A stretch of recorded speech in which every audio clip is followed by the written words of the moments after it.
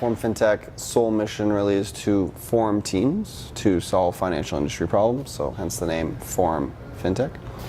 And probably we could concentrate us into 3 efforts. And so there's something that first is the educational component. So we start off and we'll do like full day workshops. Or even before that, we'll do research and press pieces, and we'll get it out because we want to demystify what is fintech. Everyone talks about it. What is it actually? The next piece is around what I call more the form. So it's like a funnel. So you have all these people who come in, they learn about it, they engage, and saying, hey, wait a minute, I want to actually start to really play with this stuff, and I have some ideas. And so that is, within that we have something called the Formathon.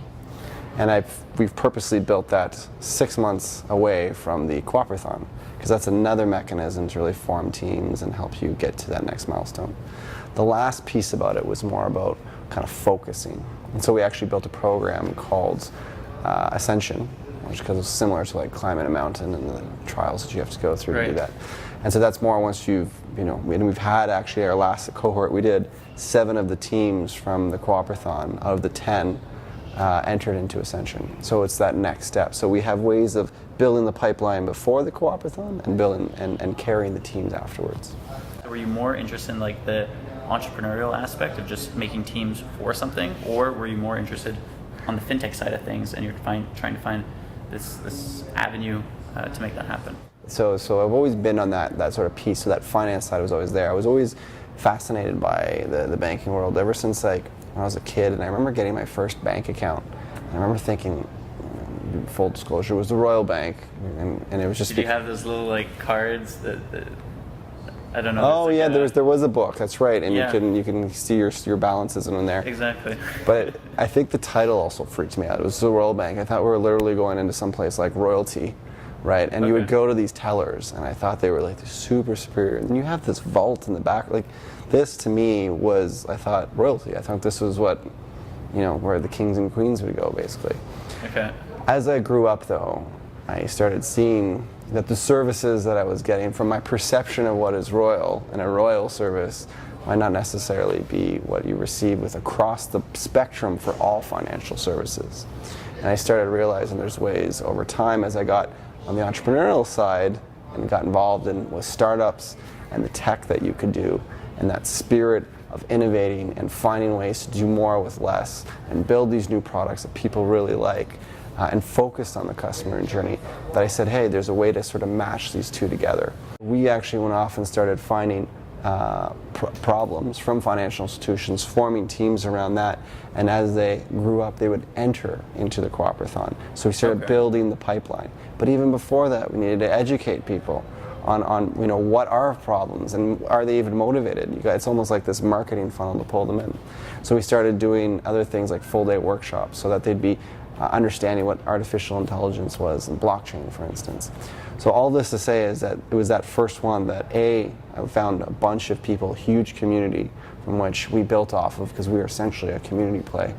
And 2 was we really understood the gaps of what was missing, and so that we could help build it and then help raise the overall wave of what was fintech, right? A rising tide floats all boats. Yeah. So we had built other places to raise the wave earlier in the stage. As a participant of the 2015 edition of the Coopérathon, what would you tell 2018 participants that they should know going into it? I think first off is that you get what you put into it. And so there's a lot of different things that are set up in a way that are available for you to take advantage of, and it's for you to maximize your time, whether it be, for instance, frameworks. They're going to give X amount of frameworks for you to fill in so that it's only there to help you wrap your idea into place, put it on a page in some cases, and get you and other potential teammates on that same page. And I'd really try to lead by example and really try to maximize that opportunity in that case. In doing so, that sort of leadership piece is important for the future members of the team that you're going to be looking for. So the second one then is beyond participating in all the activities, then finding and recruiting and scouting the top people. So you have this time where everyone's going there looking for something, looking for change, looking to have a social impact. And so this is your opportunity to find many of those people, to test your idea, tweak it, get it out there, and see what resonates, and see which type of people you attract, and try and find those people within that short time frame. The third thing, and I guess I'll always do that, is because my focus is about pitching. Sometimes life is a pitch. This is going to definitely be about tweaking that pitch. And so yes, I am big on trying to identify the customer needs and identify that product and lock it down, but one way to do it is refining that pitch. And then you're going to need to work on that process through it. By the end of this, people will be able to understand your idea very well. You have a well-articulated idea, and that's a very powerful thing.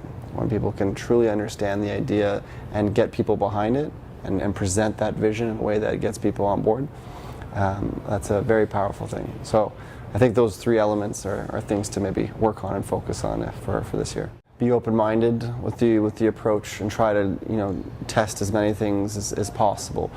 Your ultimate goal is to learn and put yourself in very uncomfortable positions, and that's what it's going to provide you with, right? So you're going to get sort of this microcosm of what it's like to be an entrepreneur over the long term. 25 days is an intense period. It's a good sprint.